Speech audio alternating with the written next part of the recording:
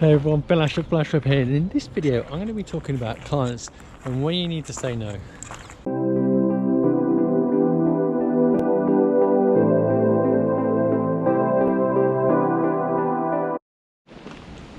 So the reason I thought I'd talk about getting the right clients, essentially, if there's such a thing, was because of an experience one of our clients came to us with, and he was basically complaining that he was getting too many people coming to him.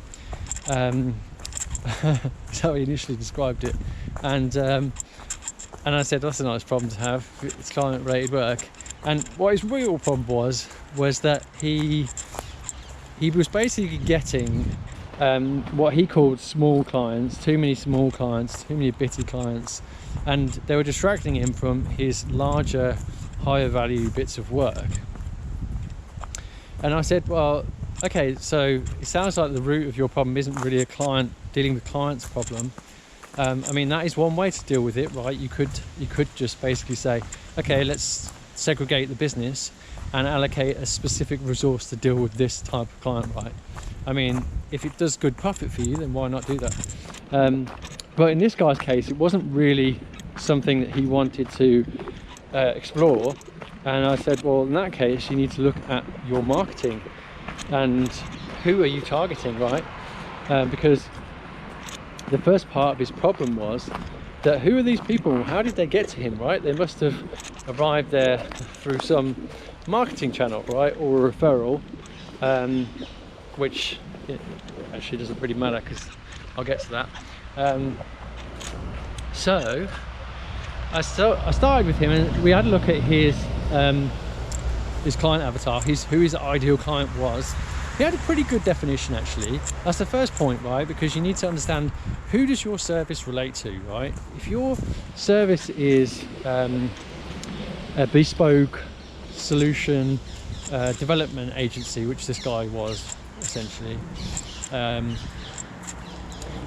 you're getting like people coming to you, or your avatar basically defines businesses in general, then you're going to get all sorts of people that are potentially looking for a budget website or something. And if that doesn't fit your business model, then there's no point in marketing to those people. So you need to refine down your avatar a little bit, which we sort of did a little bit of, actually, but he got it mostly on point. The second thing that we had to look at was, and where his main problem was in his messaging, right? Because you may be targeting broadly the right audience and you may be getting the right people responding to your adverts, let's say, but when they get to the point where they look at your business, see whether you're the right fit. If your messaging on page, let's say, on your website or wherever you're landing them, isn't correct or is slightly off, then that's going to affect your the number of nearly right clients versus on the money clients, right?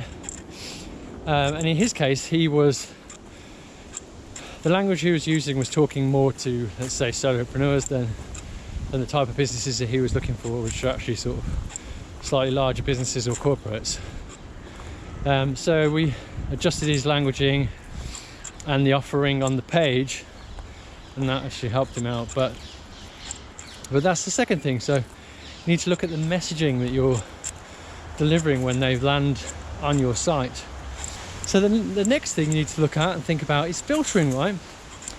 Because now you may be having someone trying to reach out to you, have a conversation with you, and you may be getting too many of the wrong people there, potentially. And by the wrong people, I don't mean completely off target, because you should start with that upstream. But they might not be the right size. They might have some aspects that are very difficult to get at the top of the funnel. So you may look at implementing some sort of filtering, which may be a questionnaire, it may be a interview with them, short consultation call or something. If you're dealing with very high ticket items and you've got a very specific requirement set, then it's worthwhile employing that kind of filtering, because you don't want to be wasting your time even having a consultation call if you haven't got the first bit done right. But then once you've had a consultation call, that's the point where you can say, okay, this is for us, we can work together, or maybe it's not a good fit. So that will save you paying down the road once you get into delivering the service. So that's the main three things. Then of course you've always got you know, you've just got, sometimes it does come down to human, like a bit of communication, right? Like things are falling outside of scope. That's where tight documentation and process comes into play. In this guy's case, being a software developer, he had reasonably good controls in, right? Good contracts, which are, you know, always a last resort, but they're there for a reason, right? And he had fairly tight scope definitions, which, you know, is relevant in some business cases. If you are delivering some sort of document of scope of work, then that's pretty good at being clear, and you can communicate with your clients, say, look, this is, we can definitely do that for you, it's just outside the scope of what we're talking about at the moment, but we're happy to continue doing it at another time, blah blah blah. So that's probably the last thing I'd say about it, and hopefully that's been useful, and I look forward to seeing you in the next video. Like and subscribe if you found it useful. See you next time.